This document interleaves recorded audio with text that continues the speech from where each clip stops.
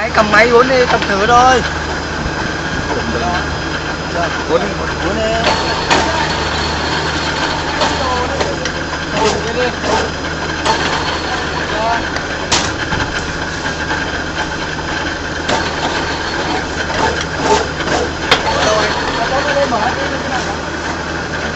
Đúng rồi. Đâu anh? Ai?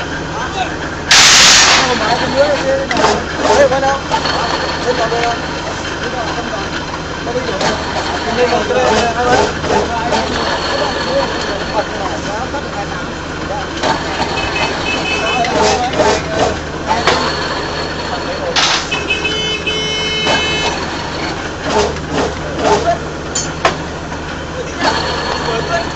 Nhỏ từ nhỏ hai mấy này trong đó là nó bao nhiêu nó bao nhiêu nó mở là nó mở chặt nào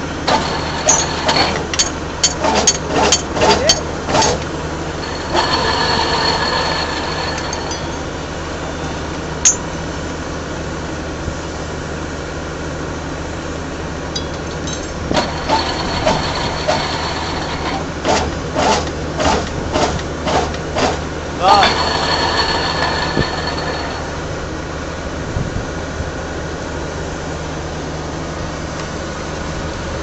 đúng tắt rồi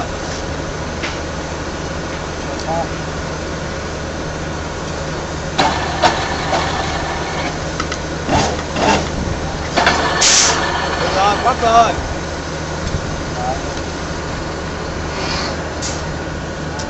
đều này muốn sao muốn thì cái đánh sai cho nó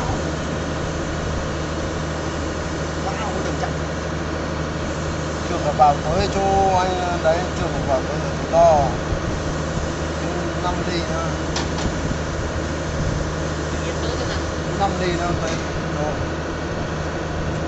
của anh đấy, của em đây mày tính tiền gì đây vứt ra đó của anh ấy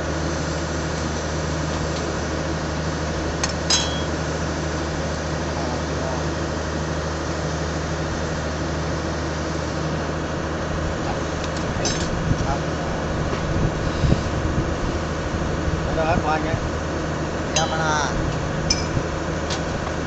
không phải đâu